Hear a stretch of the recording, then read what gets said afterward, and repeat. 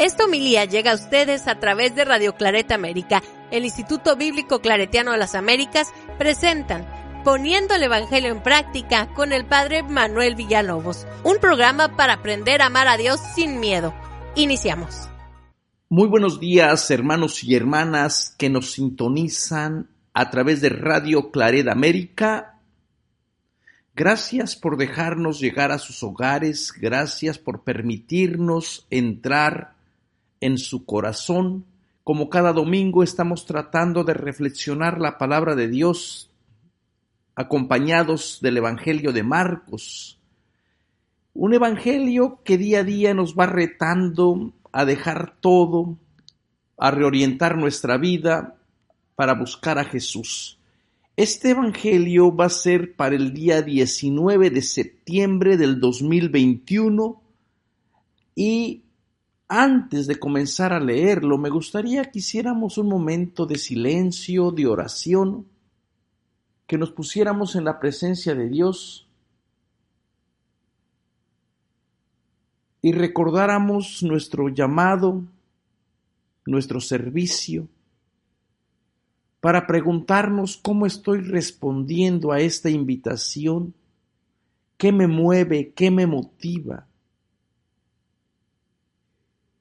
Señor Jesús, derrama tu Espíritu sobre todas las personas que nos están escuchando.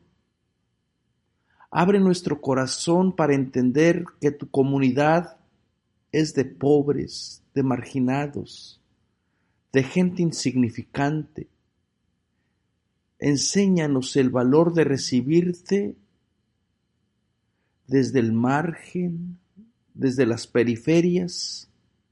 No permitas que los demonios del poder, del privilegio, del prestigio entren en nuestro corazón, se arraiguen en nuestra comunidad. Con tu ayuda, reoriéntanos a que tu iglesia sea verdadera, una iglesia de casa, de pan, de acogida, una iglesia donde se acepten a los más pequeños. Todo esto te lo pedimos en el nombre de Cristo Jesús. Amén. El Evangelio está tomado del capítulo 9, versículo 30 al 37.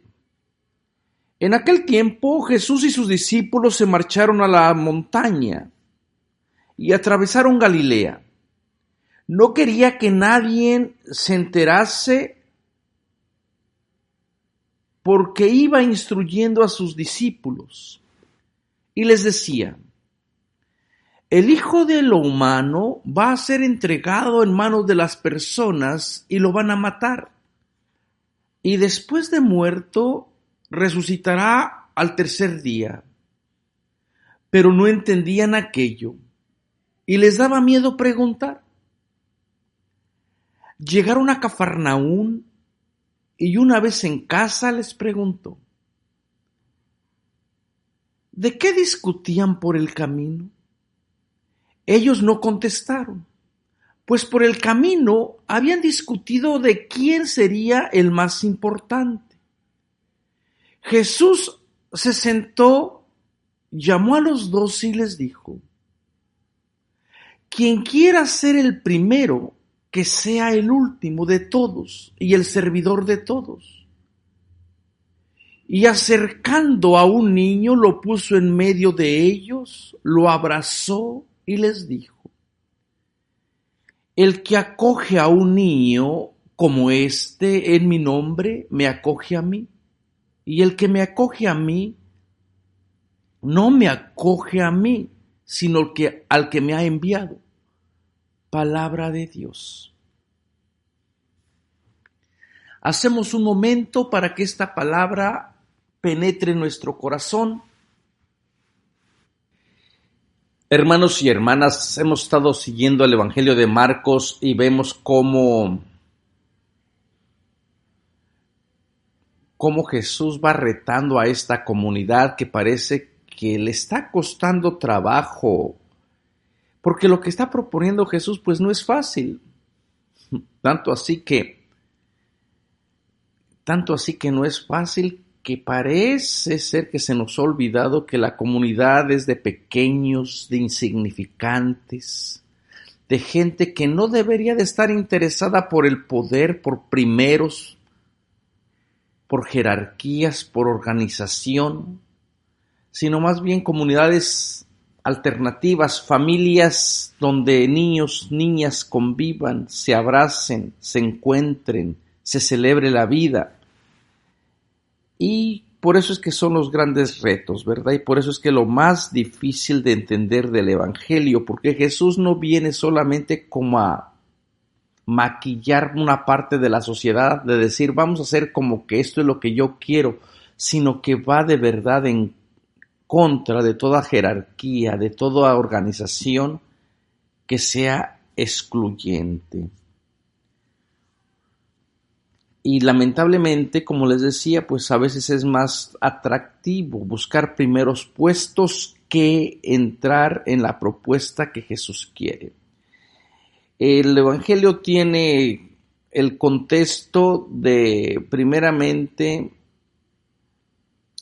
pasó ya la transfiguración, la comunidad representada en Pedro, en Juan, en Santiago, experimentó de alguna manera este acontecimiento divino. Jesús les ordena severamente que no se lo revelen a nadie. Después se encuentran con una comunidad enferma, donde hay un padre que le suplica a Jesús que cure a su niño, porque tiene un demonio sordomudo, que lo arroja al fuego, y los discípulos no han podido curar a ese niño que está prácticamente entre la vida y la muerte. Jesús, con gran poder, saca el demonio de ese niño. Y este es el acontecimiento, ¿no? Entonces, como que la casa de Jesús está amenazada por enfermedades, por dolencias, enfermedades que a veces son producidas por la obsesión de querer ser primeros, ¿verdad? De ser el que lleva la batuta, el tener el control, el mando. Y eso solamente hace que la gente se enferme, especialmente los más vulnerables, los que están abajo. En cambio, Jesús parece que propone algo totalmente radical, algo totalmente diferente. Entonces viene todo el escenario. Fíjense, Jesús va por las montañas, atravesando Galilea. Todo el viaje anterior Jesús lo había realizado por estos mismos caminos, pero sus enseñanzas iban dedicadas a todo el pueblo en general, especialmente a los pobres, a los marginados.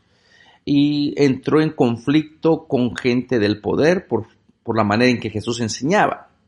Hoy Jesús parece que no quiere que nadie se dé cuenta. Hoy quiere Jesús solamente dedicarse a sus discípulos.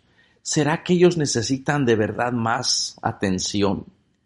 Los discípulos han caminado con Jesús, han sido testigos de lo que Jesús ha realizado, pero no han aprendido las consecuencias de vivir ese reinado, o más bien no quieren entender. Les cuesta trabajo meterse en esa idea que la propuesta de Jesús no es para buscar privilegios, no es para buscar honores. Entonces van caminando, pero no han hecho todavía ningún avance.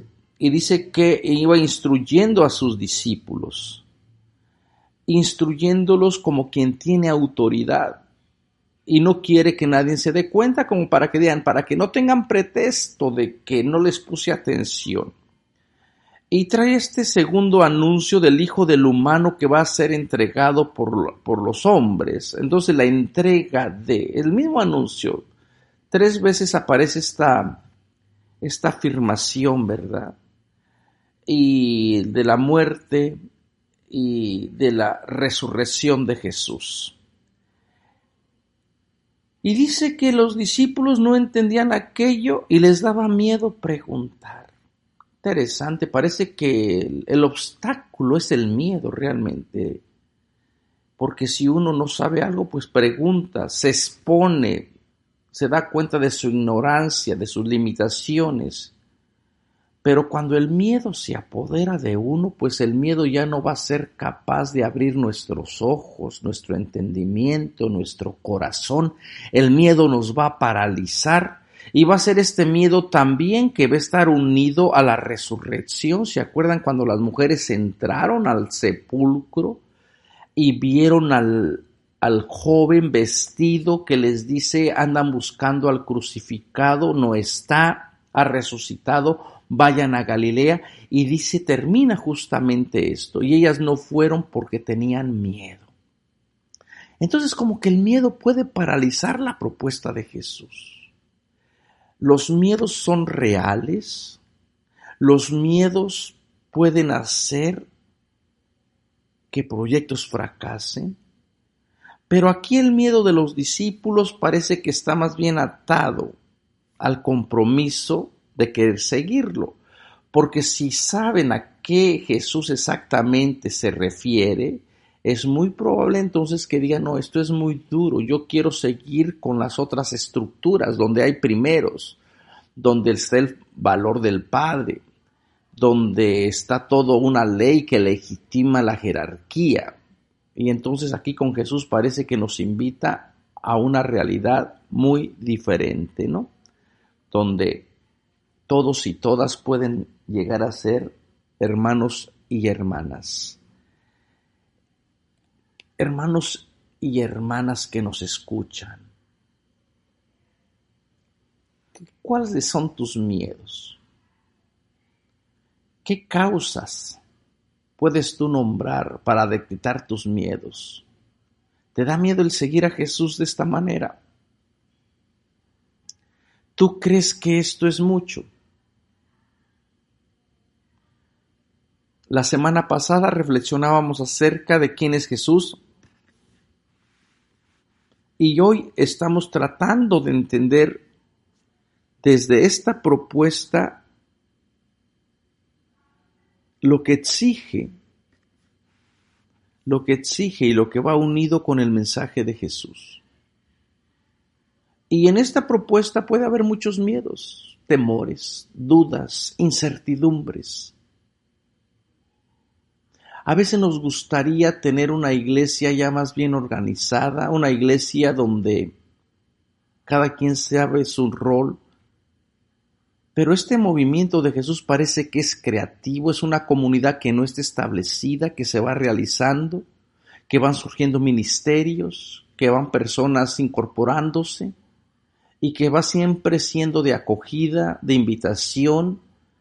Y parece ser que Jesús es muy utópico. Es lógico que una casa necesita organización, una casa necesita unas directrices.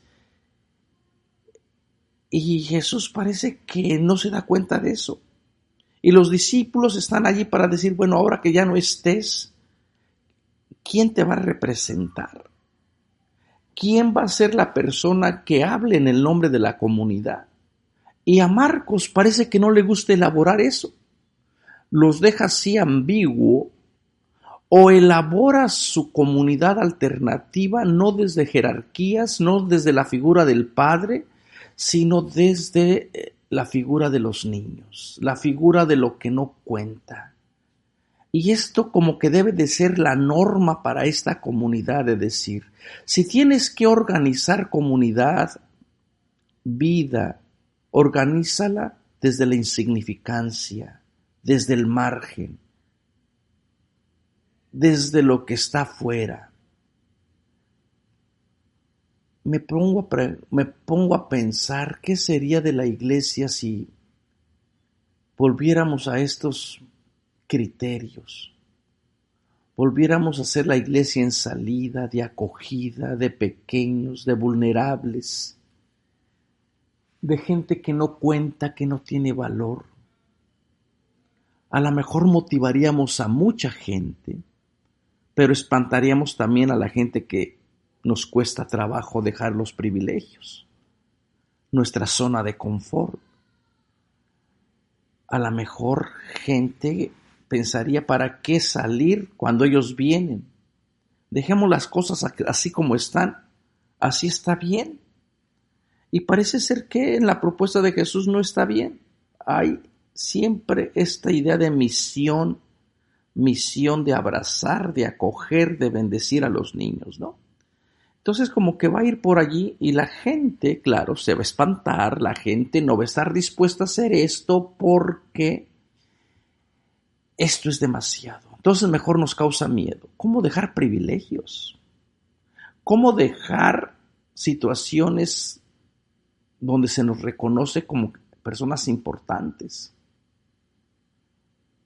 Entonces esto es demasiado, mejor no preguntamos y hacemos como que seguimos caminando cuando en realidad no hemos hecho ningún avance en el seguimiento de Jesús. Y luego a ese miedo, llegan finalmente a la casa, llegaron a Cafarnaún. Recuerden que hemos hablado por ahí en algún momento que Cafarnaún parece ser como un sitio de una misión establecida, de la casa donde Jesús desde allí comienza a hacer misión. Ya previamente se nos había hablado de la casa de Simón Pedro, de la suegra de Simón Pedro. Parece ser que la doña es la que tiene la casa, ¿verdad? Entrarían a la casa de la suegra, probablemente es una casa misión. Jesús no tiene casa en Cafarnaún, necesita de la ayuda de la gente que provee su casa para la misión, que provee lo que tiene. Y desde allí Jesús comienza a explicar lo que significa esta idea del reino. Y este reino que se va a ir estableciendo con una organización, si ustedes quieren, pero que no va a ser jerárquica, ¿no? Entonces entran en casa Cafarnaún y la pregunta es directa nuevamente. ¿De qué discuten por el camino? Casi que es muy similar con esta misma línea. Y para ustedes, ¿quién soy yo? Y si ustedes me confiesan como el Cristo, el ungido, el Mesías, pero mi reino no es de corte davídico porque esa iglesia no es la que yo pretendo. Todavía no me entienden. Todavía no entienden de que mi propuesta de reino, de justicia, de vivir la experiencia de Dios, no se basa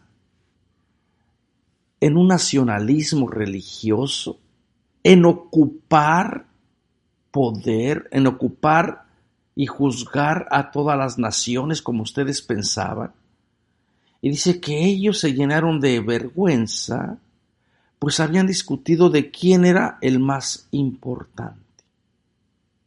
Yo creo que Jesús debería de preguntarnos, ¿tú crees que yo he venido para que me erijan grandes templos, para que la gente se organice en torno a símbolos, liturgias, y se olvide lo esencial, se olvide la vida, se olviden las relaciones, se olvide el comer, el compartir, la alegría? Y la propuesta más bien parece ser que va a ir educando a esta gente a buscar desde su interior el servicio. En los otros evangelios, en el evangelio de en el evangelio de Mateo y en el evangelio de Lucas, recogen un dicho que dice que los discípulos se van a sentar en su trono y van a juzgar a las 12 tribus de Israel. Marcos parece ser que no le interesa esa teología. Es muy probable que conozca también esa logia, esa enseñanza de Jesús, sin embargo, no la pone por escrito, o no la trae a su memoria, o no la celebra, porque para Marcos, en la comunidad que Jesús forma, no hay jerarquías, no hay figura de padre, es una comunidad abierta, y aquí la comunidad, sus íntimos amigos y amigas no están para juzgar, no están para sentarse en tronos, ni Jesús se sienta en ese trono, como vamos a ver ahorita, sino más bien estar para formar círculos de comunidades donde todos y todas experimenten ese amor. Entonces no le contestan a Jesús. Y dice que Jesús se sentó, llamó a los 12 y les dijo, ya no son los discípulos, ahora son los 12. Acuérdense entonces, los 12 no están constituidos para formar o para sentarse y juzgar a las 12 tribus de Israel, como lo dice Mateo y como lo dice Lucas, de estas palabras que probablemente vengan de la fuente que nosotros conocemos como Q. Jesús se sienta, pero no para juzgar. Jesús se sienta no en su trono, se sienta para enseñar, como quien tiene autoridad. Entonces estos gestos son importantes, se sienta en torno a. En el capítulo 3, después de que se había sentado Jesús en la montaña, llamó a los que él quiso y les dio el nombre a los 12 y les dio poder para curar, para sanar, para expulsar demonios y para enseñar. Para eso se ha fundamentado la comunidad, para sanar, para enseñar, para que la comunidad tenga vida, no para juzgar, no para buscar primeros lugares. ¿Para qué hemos sido llamados? No para buscar primeros lugares, no para decir yo soy más importante que el tú. Yo debería de ocupar este cargo porque estoy mejor calificado, tengo mejores habilidades. Para eso la comunidad de Jesús no ha sido llamada. La comunidad de Jesús va contra mundo, va contra valores. ¿Por qué? Porque es una comunidad que no tiene una organización jerárquica. Y parece ser que a esa comunidad le cuesta trabajo entender. Después, en el capítulo 3, les comentaba que Jesús había reunido a los discípulos, a los 12, y enseguida entró, viene la disputa de Belcebú, de quien que eche el poder por el poder de Belcebú con los escribas que vinieron del norte, con los parientes de Jesús que se lo quieren llevar porque está loco, y después Jesús que se vuelve a entrar a la casa, y dice que en la casa se sentó y se puso en círculo. Esa es la enseñanza de Jesús, es de la pedagogía de Jesús. Y le dicen, ahí está tu madre, ahí están tus hermanos. ¿Y quién es mi madre? ¿Quién es mi hermana? ¿Quién es mi hermano?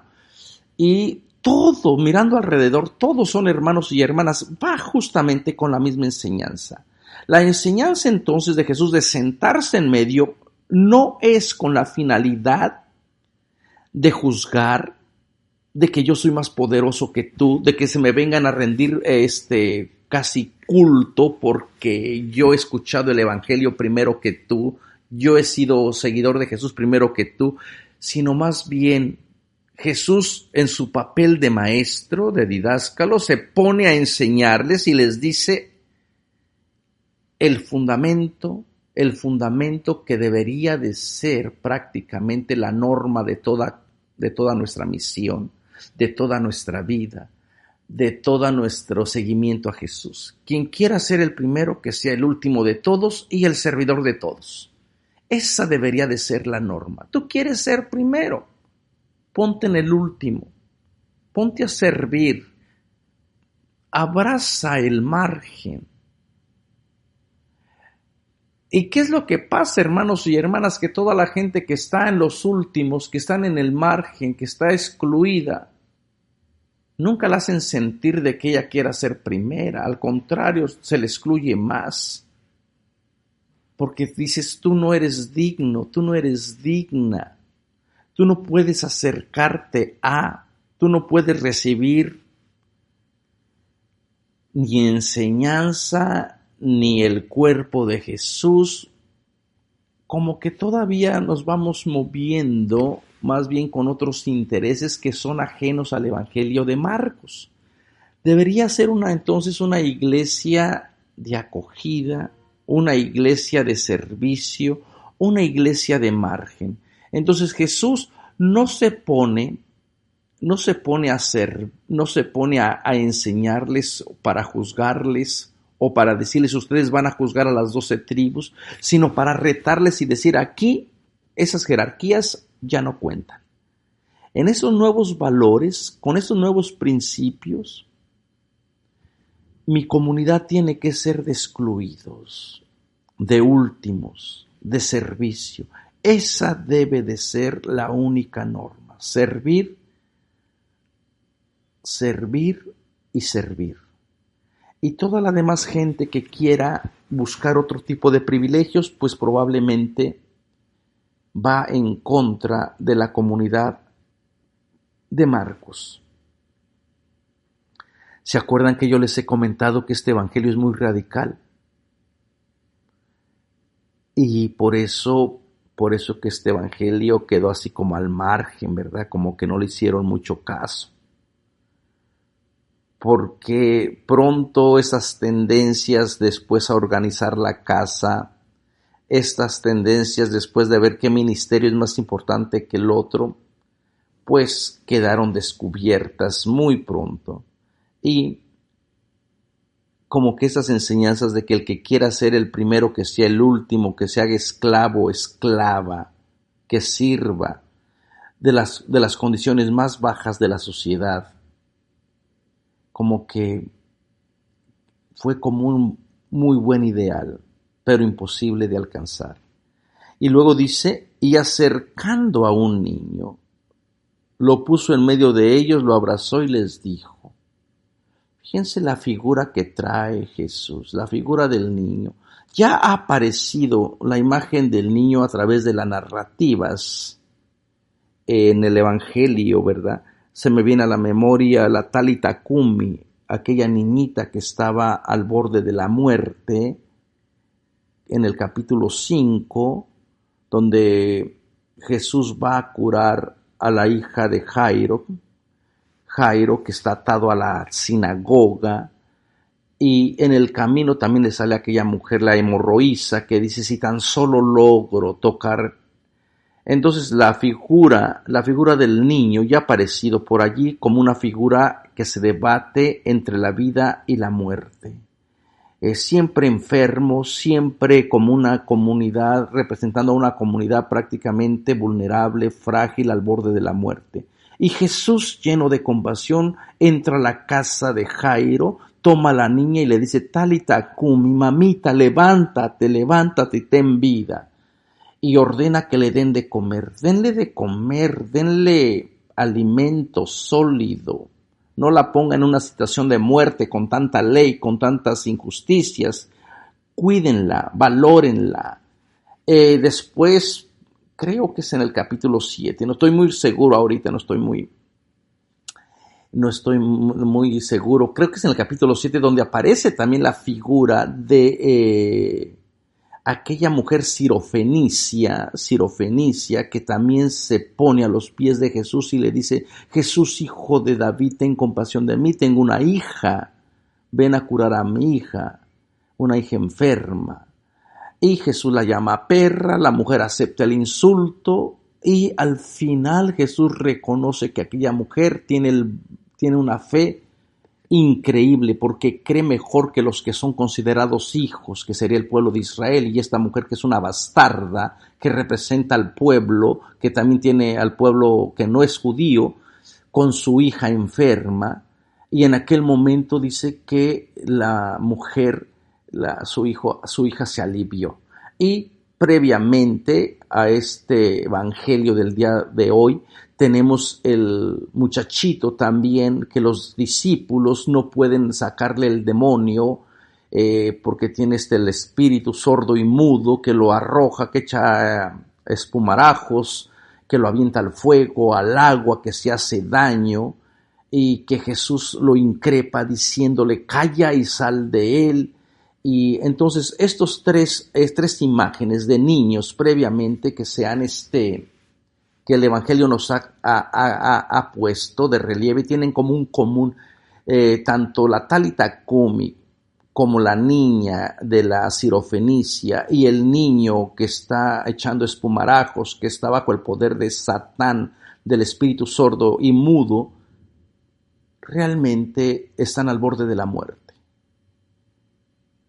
Y estas imágenes son las imágenes del pueblo que ha sido excluido, que ha sido enfermado, que ha sido catalogado de impuro, que con tanta ley el pueblo los ha dejado prácticamente en el olvido. Y Jesús ahora como que recupera esta imagen del niño, de la niña, por cierto, es inclusivo, puede ser niño, puede ser niña, el tomar Jesús al niño o a la niña, como que viene a decir estos cuerpos que estaban a la muerte o que pertenecían bajo el poder del dominio del Satán, ahora va a ser la marca del servicio nuestro. Abrazar estos cuerpos que nadie abraza, bendecirlos, cuidarlos, quererlos. Nuestra comunidad no debe de ser una comunidad que esté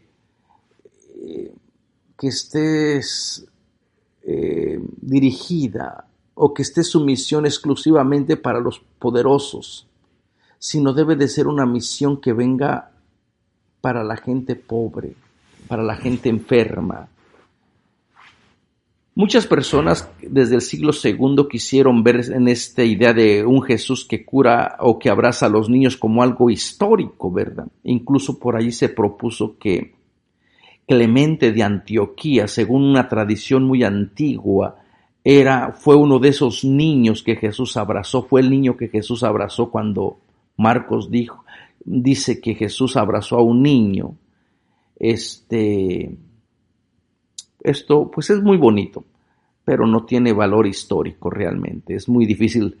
Más bien yo creo que va por un sentido teológico. Miren, si Jesús está sentado, entonces no nos dice el Evangelio en qué momento abrazó al niño. Parece ser que si está en una casa, es probable que en la casa existan niños y niñas, pero parece ser que solamente el contexto dice que había puras personas adultas. Y otra cosa también, no sabemos si fuera un niño judío, no judío, un niño puro, un niño impuro, un niño que tiene con todas las... Simplemente es la imagen, más bien, lo que Jesús trata de explicarnos, el abrazar toda esta gente que está al borde de la muerte, al borde de no se considera persona, que no vive, por las razones que sean, no vive. Y así debería de ser nuestra iglesia, y aquí es donde a uno se le llena de gran pesar, de gran pena, de gran vergüenza, que nuestra iglesia no ha sabido acoger a los niños y a las niñas, no ha sabido escuchar los ruegos, los clamores, defender sus derechos de tantos y tantas personas enfermas que han deshumanizado a estos niños, a estas niñas por las violaciones. La iglesia que se ha preocupado más de conservar el dinero, de proteger a los pedofílicos, a los pederastas, en vez de escuchar y abrazar a estos niños y a estas niñas para que no sufran. Es aquí donde deberíamos de pedir una disculpa pública, de decirle a Jesús: te hemos fallado, nuestra iglesia no es de niños y de niñas. Los niños y las niñas no están seguras dentro de la iglesia porque hay abusos, porque se encubre el crimen. Y bueno, ahora porque toca el texto de los niños y de las niñas, pero yo creo que como institución hemos fracasado en varios sentidos. En vez de llevar la propuesta de Jesús que dé vida, que cure, que sane, que incluya, parece que nos hemos obstinado en excluir, en catalogar de enfermos, en decir quiénes son pecadores. Y yo creo que si queremos ser proféticos, tendríamos que crear una iglesia que cuide a los indefensos, que proteja a los niños y a las niñas. Una iglesia que esté comprometida con la verdad, con la justicia. Una iglesia que no esté preocupada tanto por el dinero, tanto por el evangelio de la prosperidad, tanto por jerarquías, tanto por organizarse de una manera compulsiva cada ministerio. Yo creo que tendríamos que volver a este evangelio, tomarlo en serio. Tomarlo en serio, que nuestra misión es servir, y a veces el servir cuesta porque no estamos dispuestos a pagar ese costo del discipulado. A veces mejor queremos seguir instalados en el poder, en los privilegios. Sería entonces necesario que Jesús volviera otra vez en el centro, en la cúspide del poder, poner a las personas más frágiles, más vulnerables. En aquella época eran los niños, las niñas, no tenían derechos, no tenían ninguna garantía, todavía no nacían los derechos internacionales de los niños. Pero hoy en día también hay otros cuerpos, hay otras vidas que son vulnerables, que son violentadas.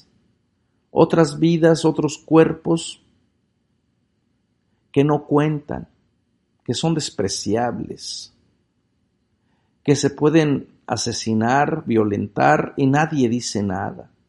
Sería necesario invitar a Jesús que viniera y que nos pusiera en medio de nuestras liturgias esos cuerpos, que los hicieran visible. El presentar a un niño lo hace visible.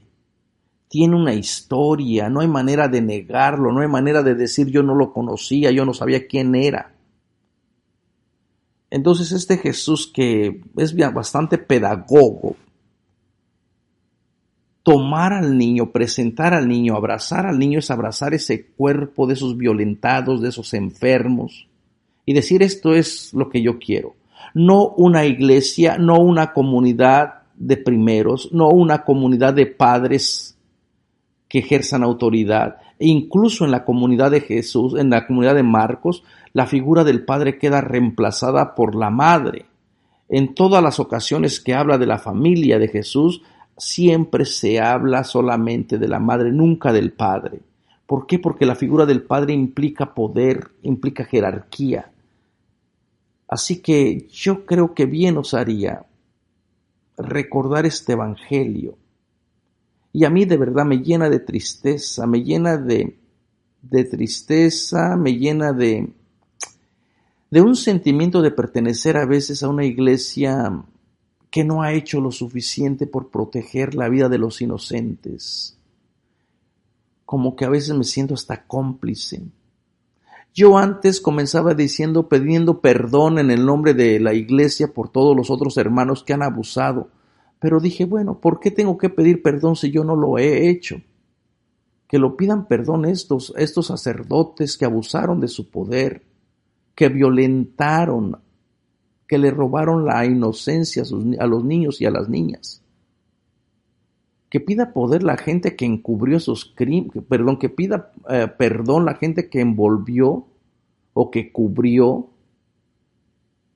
esos crímenes. Que pidan perdón los que cuidaron más el dinero, tuvieron miedo a los escándalos, en vez de proteger la inocencia de los niños. Si queremos ser un signo visible, si la iglesia quiere de verdad recuperar su sentido profético, tiene que esforzarse por ser una iglesia servidora, una iglesia pobre, una iglesia humilde, una iglesia que no venga a dictar lo que hay que hacer, sino más bien que sepa escuchar, que sepa caminar, que sepa leer los signos de los tiempos. Ya no tenemos credibilidad. ¿Por qué? Porque hemos vivido en una doble moral. Por un lado decimos una cosa y por el otro lado hacemos otra o hacen otra. Entonces no tenemos credibilidad. Si queremos ser creíbles en la sociedad, es necesario ser entonces esta comunidad de pequeños, de vulnerables, de indefensos, valorar cada persona y velar porque no se violente ninguna de estas personas. Solamente así la iglesia podrá recuperar su sentido profético. De lo contrario, estaremos prácticamente siguiendo una quimera, siguiendo una ilusión, pero no el Evangelio de Jesús. ¿Por qué? Porque estos niños, estas niñas, son mesiánicas. Quien recibe a mí, quien me acoge a mí, dice, al quien recoge al niño, me recibe a mí. Hay una ética de solidaridad.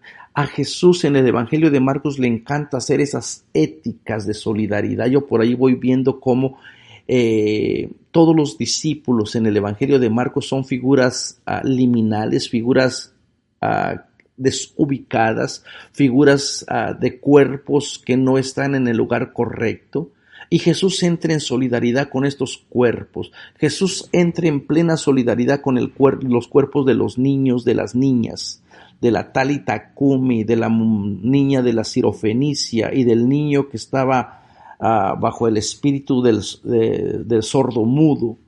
Y estas alianzas es la que debería de hacer la iglesia. Alianzas no con el poder, no con el prestigio, no con ser primeros, sino la alianza con los que no cuentan, con los indefensos, con la gente de la calle, con la gente que no se siente amada, con la gente que no se siente querida. Estas son las alianzas. Recibir a este tipo de comunidades de cuerpos, abrazar estos cuerpos, es abrazar el cuerpo de Jesús. Si ustedes están preocupados por recibir el cuerpo de Jesús dignamente el domingo durante la celebración, pues aquí hay que aprender a celebrar el cuerpo de Jesús que a veces se pierde dentro de la historia porque a veces está en la calle desfigurado. Esos cuerpos donde Jesús habita no son cuerpos queridos. A nadie se le apetece agarrarlos. Nadie tiene el tiempo para escuchar sus historias. Preferimos mejor recibir el cuerpo de Jesús que ya está purificado y que está bien guardado para no ser contaminado con estos otros cuerpos. Pero aquí en el Evangelio de Marcos parece que se entrelazan el cuerpo. Quien me recibe a mí, quien recibe a este niño me recibe a mí. Fíjense esta alianza trinitaria, ¿no? Y quien recibe y el que me acoge a mí, no me acoge a mí, sino recoge a Dios. Entonces está Dios, el Espíritu de Dios, está el cuerpo de Jesús y el cuerpo de los niños, de las niñas, de los que no cuentan. Y esto es la única manera de entender este mensaje profético del Evangelio de Marcos. No se puede acceder a Dios si no se acoge, si no se recibe el cuerpo de Cristo. Y no se puede recibir el cuerpo de Jesús si no se reciben los cuerpos de los niños, de las niñas, de toda la gente que ha sido excluida y marginada. Esta es la mejor catequesis que Jesús encontró en este Evangelio para decir: Dios no es un misterio. Dios no se accede por medio de la razón o por la ley. A Dios se le llega a entender por medio del abrazo, de la acogida, de estos cuerpos que todo mundo rechaza. Así que, hermanos y hermanas, nuevamente, estas son las buenas noticias para la inmensa mayoría de la gente que siempre se ha sentido relegada, excluida y marginada. Y a lo mejor no pueden ser tan buenas noticias para otra gente para decir: no, yo allí no le entro. Ese tipo de pensamiento a mí no me gusta. Pero esto es lo que Marcos pretende enseñarnos. Y recibir a los niños y a las niñas, crear un espacio saludable, un espacio seguro, debería de ser la esencia, especialmente para todo lo que hemos estado viviendo acá en Estados Unidos y en todas partes del mundo, de lo que es el Evangelio. Siempre defendiendo, siempre cuidando, siempre vigilando para que nunca un niño o una niña sufra ningún tipo de abuso. Y la comunidad debe de estar atenta, también vigilando. Y si ustedes saben de algún caso, tienen la obligación moral de reportar al sacerdote, al ministro, a cualquier persona que tenga poder espiritual que haya abusado sexualmente a uno de los niños más pequeños, porque de ellos es el reino de los cielos. Y acuérdense el dicho de Jesús: Ay de aquella persona que escandalice a uno de estos niños, más le valiera. Solamente escandalizarlo, ni siquiera habla del abuso, solamente escandalizarlo. Así que hermanos y hermanas, reciban este mensaje de alegría, este mensaje que nos reta, así como les puede estar retando a ustedes, me está retando a mí, pero también con la certeza de que nuestra comunidad, de que nuestro Dios entra siempre en relación con los marginados, con los pobres, y que nuestra misión es servir y no buscar primeros lugares. Muchísimas gracias por todo y recuerden que estamos ofreciendo este curso de los evangelios apócrifos, donde estamos explorando la misión, la visión de Jesús desde los evangelios que no fueron aceptados dentro del canon. Así que regístrense, por favor, abramos nuestro corazón, nuestra mente para ir madurando nuestra fe y dejar que el Señor venga otra vez y nos enseñe y nos diga: aquí estoy yo como el que enseña de una manera personal, de una manera de intimidad y de relación, no por medio del golpe o del miedo, ¿verdad? Así que hermanos y hermanas, entren a nuestra página de www.ibicla.org y allí van a encontrar la información. Evangelios prohibidos, así le hemos titulado. Nos vemos hasta la próxima semana. Los invitamos a escuchar más programas de crecimiento espiritual y emocional en radioclaretamerica.com y a seguir en YouTube a la Escuela Bíblica Claretiana de las Américas. Visite ibicla.org.